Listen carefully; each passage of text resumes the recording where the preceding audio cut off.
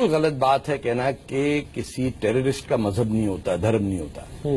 ہر terrorist کا دھرم ہوتا ہے، چاہے وہ ببر کھلسا کا ہو، چاہے وہ آپریشن بلو سٹار کا ہو، چاہے وہ طالبان کا ہو، چاہے وہ ٹیررسٹ جو دیوبندی اسکول کو فالو کرتے ہیں، یا وہ ٹیررسٹ جو بریلوی اسکول کو فالو کرتے ہیں، اور شیعہ ٹیررزم بھی ہے.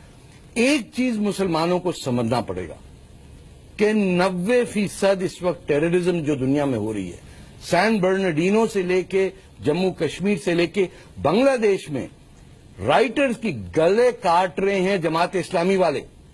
کوئی آپ کی یا اس ملک میں بھی ہے جماعت اسلامی، وہ پاکستان میں بھی ہے، اور اس کا نام مسلم برادرہڈ یعنی اخوان المسلمین تمام عرب ملکوں میں، جو تھیوریٹیکل بیس ہے آتنکوادیوں کا.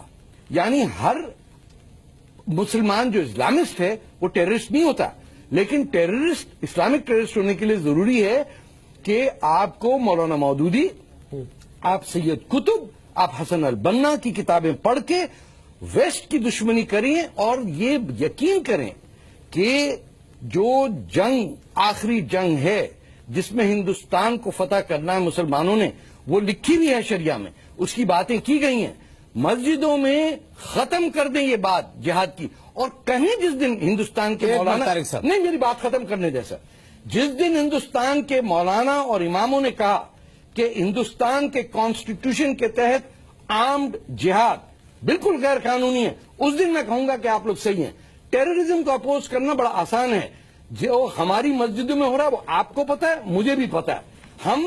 میں مسلمان ہوں، آپ بھی ہیں، لیکن یہ نان مسلمانوں کو کہنا کہ ہمارے یہاں کچھ نہیں ہو رہا یہ جھوٹ ہے. ایک منٹ، اب میں بتا دیتا ہوں. آپ نے جو ایک بات کہی ہے کہ مسجدوں میں جہاد پڑھایا جاتا ہے، یہ نہیں، میں نے نہیں کہا یہ. پھر کیا میں نے کہا جہاد کے ڈاکٹرن کو آپ ڈیناؤنس نہیں کرتے. کیا آپ اپنے منہ سے آج کہیں کہ جہاد کا 21ویں صدی کے اندر نیشن سٹیٹ کے ساتھ کوئی تعلق نہیں؟ بالکل تعلق ہے، بتائیے. میں کہتا ہوں، لیکن جہاد کو پہلے سمجھ لیجیے. چھوڑیں یہ، آپ کس جہاد کی بات کر رہے ہیں؟ آپ کسی کی جان لینا جہاد نہیں ہے سر. ہمارے ہمارے پیغمبر نے کہا ہے اگر دو بھائی بچھڑے ہوئے ہیں ان کو ملا دیجیے، سب سے بڑا جہاد ہے. حضرت علی کو کس نے مارا مسجد میں؟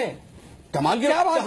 ہم کب ان کی پوجا کر رہے ہیں؟ امام حسین کو ماننے والوں کو ہم خود کہہ رہے ہیں کہ وہ سب سے بڑے آتنکوادی ہیں. وہ ہم خود کہہ رہے ہیں. محمد بن قاسم، آپ ان کو پڑھیے نا. محمد قاسم قاسم کیا کیا انہوں نے؟ کیا کیا آپ جو مسجدوں میں جہاد کی بات کر رہے ہیں، آپ ایک مسجد کی نشاندہی کہ جہاں یہ پڑھایا جاتا ہے. کہ آپ تو یہیں بیٹھے ہیں نا. بالکل. میں آپ سے پوچھ رہا ہوں کہ محمد بن قاسم کو آپ ڈیناؤنس کرتے ہیں؟ جو آپ حضرت علی کی بات کر رہے ہیں، آپ یا امام حسین کی بات کر رہے ہیں. آپ نے امام حسین کی بات کی ہے نا.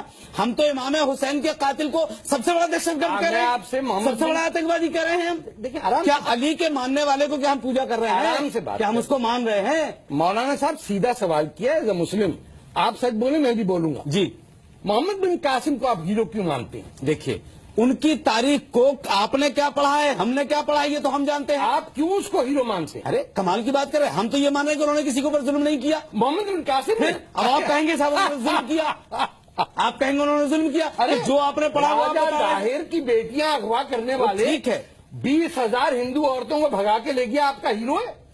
آپ دلی میں کتابیں چھاپ کے بانٹ رہے ہیں اور میرے سامنے کہہ رہے ہیں کیا مسجدوں میں کچھ نہیں ہوتا ہے؟ بالکل نہیں ہوتا ہے. اور محمود غزنوی، محمود غزنوی کو کیا کہیں گے آپ؟ کیا وہ ہمارا ہیرو ہے؟ کل بھی ہیرو تھا، آج بھی ہیرو ہے اور ہیرو رہے گا. سومناتھ کتنی دفعہ توڑوائیں گے آپ اس کی تاریخ میں تو اٹھا کے دیکھو کیوں ہوا یہ واقعہ کیوں پیش آیا. اور تیمور، ہم تیمور کی بات نہیں کر رہے.